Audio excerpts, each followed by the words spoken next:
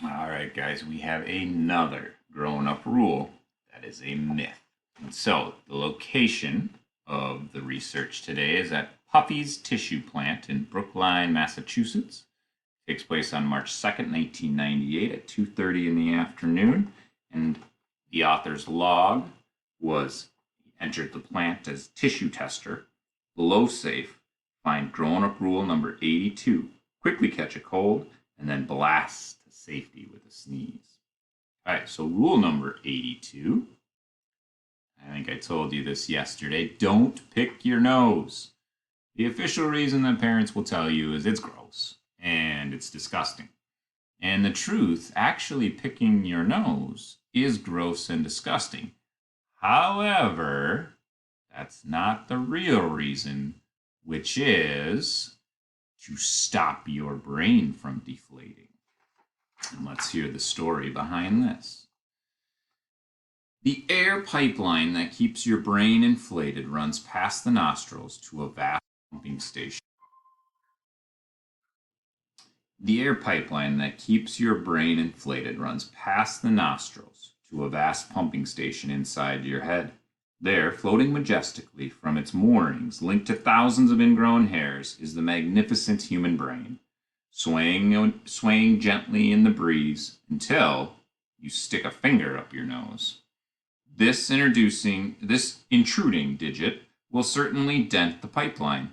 It may even poke a hole in it, causing an outburst of air called the technical language.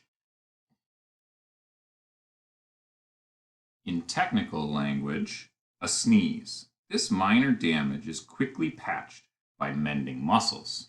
And on the bottom there, at the bottom of the picture you see here, it says microphotography captures the horror of helpless mending muscles as the brain of invertebrate nose picker Lindsay Hindenburg of Lakehurst, New Jersey, deflates in spectacular fashion. Back to the top. More aggressive techniques, such as the use of knuckles or toes, result in complete pipeline failure. Should poking of this magnitude continue, the brain becomes unhooked from the pipeline and deflates. If you can't give up this nasty habit right away, at least be familiar with the 5 warning signs of brain deflation. A faint hissing nose. 2. A sound like a balloon let loose in the tub. 3. A rubbery thumping as your brain flies around. 4. Silence. 5. A floppy rolling nose when you tilt your head.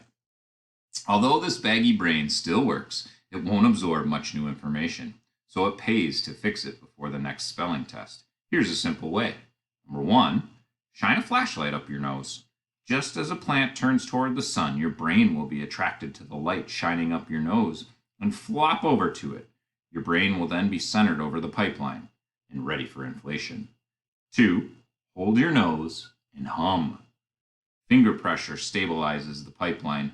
Humming entertains the mending muscles as they drive bulldozers around to fix things up.